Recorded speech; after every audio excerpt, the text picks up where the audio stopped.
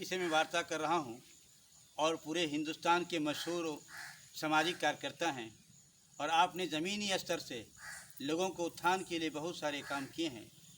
मैं आपसे जानना चाहता हूँ कि पूरे देश में कोरोना वायरस महामारी जो फैला हुआ है, क्या आप सोचते हैं क्या इस महामारी के ज़रिए से गरीबों को मारने की पहली साजिश तो नहीं है?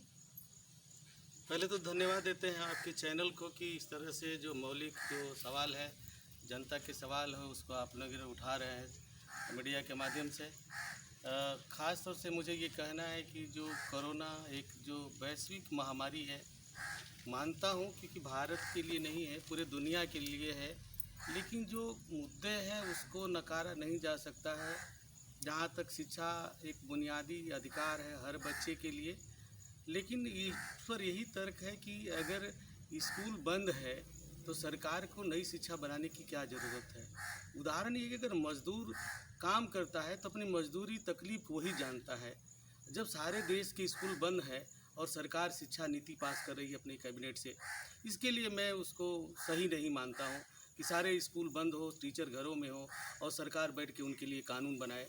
ये अच्छी बात नहीं है। दूसरी बात ये मैं कहना चाहता हूँ कि जो हमारे देश के जो मुखिया हैं, अगर उत्तर प्रदेश के मुख्यमंत्री की बात करें हम, जब इनके पिताजी मरते हैं तो इनको लगता है कि कोरोना का महामारी है, इसलिए अपने पिताजी के दाह संस्कार में शामिल होने नहीं जाते हैं।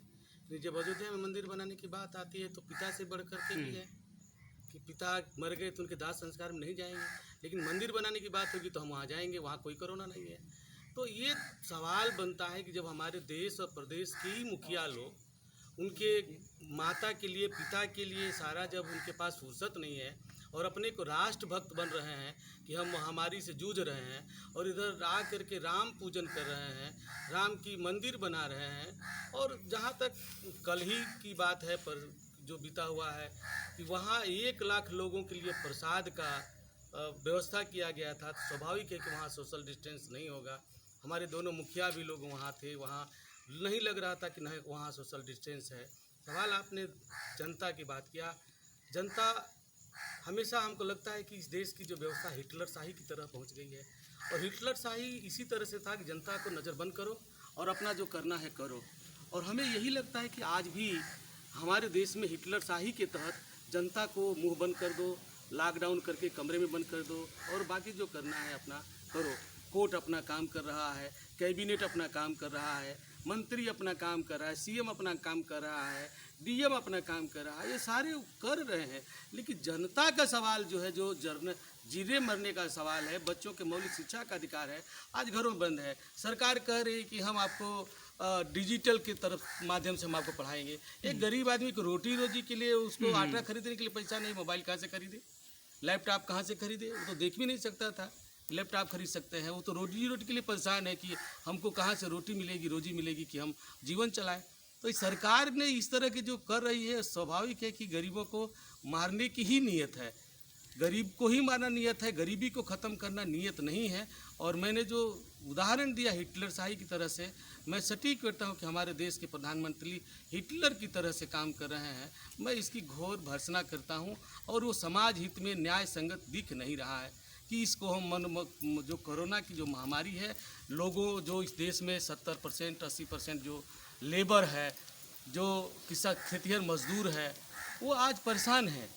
जो खेती करने वाला है वो खाद के लिए परेशान है, उसके पास कोई स्रोत ही नहीं है, तो खेती कैसे होगी। मजदूर के पास रोज़गार नहीं है, कहा है कि हम आपको नरेगा में दे देंगे, सारा काम बंद है, कच्चा पक्का सारा काम बंद है। अब उसके रोजी रोटी के सामने संकट है, वो सारी बात करें कि आप कोरोना मौत की बात करते हैं। तो लगता है कि एक तरह से कोरोना एक कोरोना मतलब ऐसा हमारी खिलाफत मत करो, हमारे लिए बात मत करो, क्योंकि आप जैसे हमारी बात करोगे तो देशद्रोही हो जाओगे। डॉक्टर काफिल उदाहरण है, डॉक्टर है, हमारे देश के बहुत सारे प्रोफेसर हैं जो जेल में हैं।